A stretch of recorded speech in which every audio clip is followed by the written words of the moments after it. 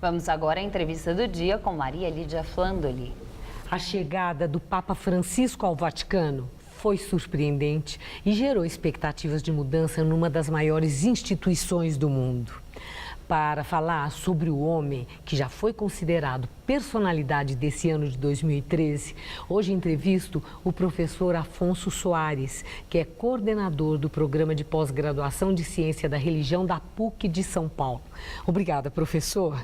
Professor, em menos de 10 meses, o Papa Francisco atraiu a atenção do mundo inteiro, de religiosos ou não, como uma personalidade mesmo muito marcante.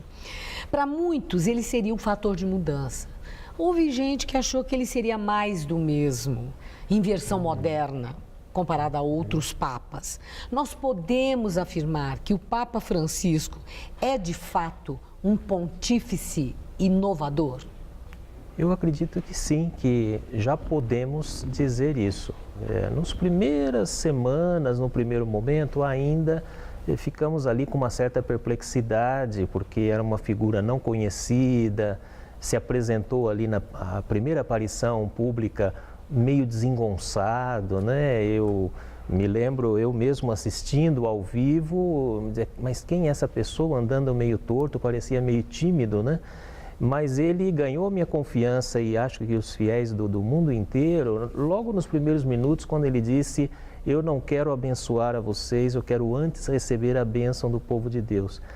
Ali já ficou claro, pelo menos para os peritos no assunto, que havia uma mudança de sintonia na Igreja Católica. Era de fato um Papa que parecia estar mostrando um outro caminho. O senhor nos trouxe o livro Francisco Renasce a Esperança, que o senhor assina junto de João Décio Passos. Isso. E nesse livro que o senhor estava comentando comigo, né, que vocês quase tiveram ali uma premonição do que seria. Sim, isso. Nessa compilação de artigos de vários analistas. Nós estávamos ali, eram poucas semanas, e convidamos alguns teólogos, antropólogos, algumas teólogas, historiadores, que dissessem um pouquinho quais eram as expectativas em relação a esse novo pontificado. Nós tínhamos uma certa pressa também de publicar, e a ideia era dizer o que agora dava para dizer e que há muitos anos não se conseguia dizer, teólogos, historiadores, sobre a Igreja.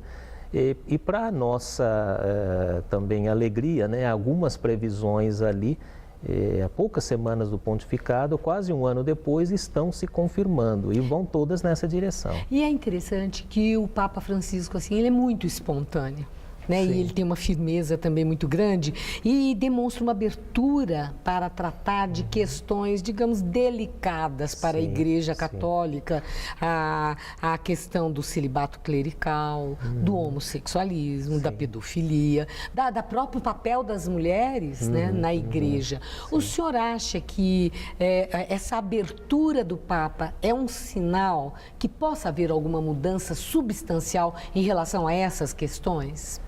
Eu viria duas coisas, Maria Lídia. Eu acho que uma primeira, assim, ele não chegou a fazer ainda grandes mudanças no que é a doutrina da Igreja.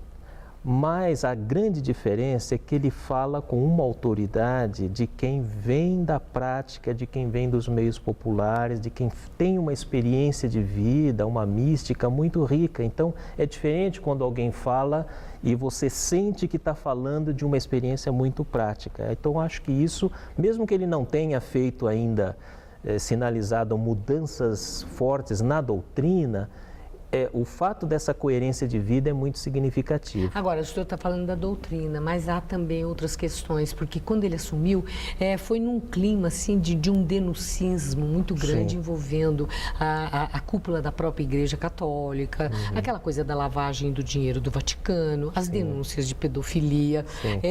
O Papa Francisco já deu alguma resposta a essas graves denúncias? Nessa direção, sim.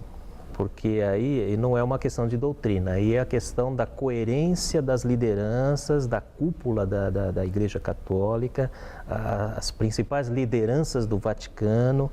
Então, nesse sentido, a coerência de vida que ele demonstra o autoriza a fazer uma reforma, e ele está fazendo uma reforma muito profunda na estrutura da Igreja Católica, na maneira como funciona a Igreja Católica.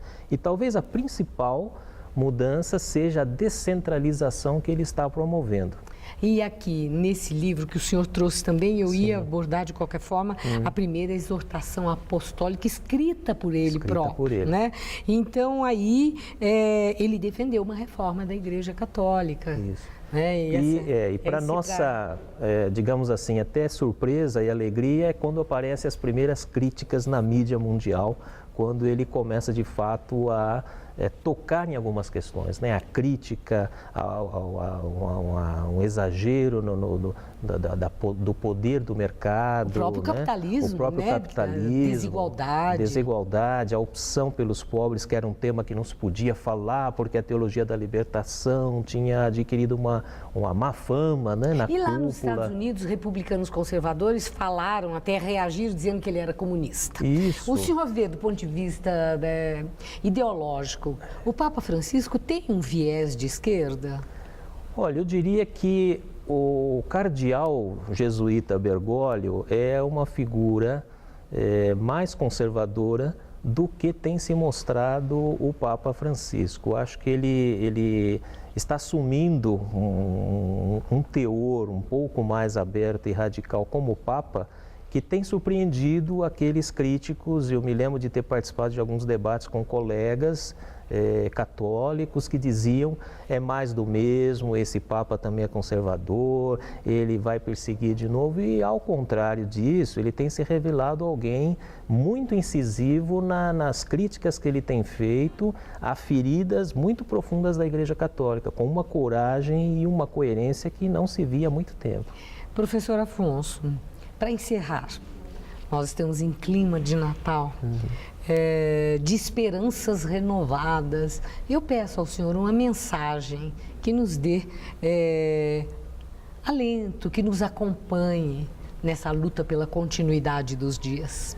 Então eu queria dizer a você, e queria dizer a você também que está nos assistindo, que esse momento de Natal, agora com o Papa Francisco, que diz que não deve ser chamado, não quer ser chamado de Papa, mas Bispo de Roma, uma mensagem muito forte que ele tem passado é que na época de Natal, que nós estamos aí preocupados em distribuir presentes, na realidade nós somos os grandes presenteados. O grande presente é o presente de que a vida continua no mistério de que Deus é humano.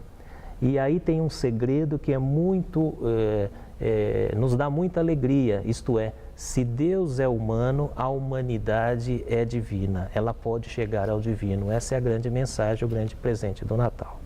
Muito obrigada, professor. Eu que agradeço. Uma boa noite, Feliz Natal. Feliz Natal a todos nós.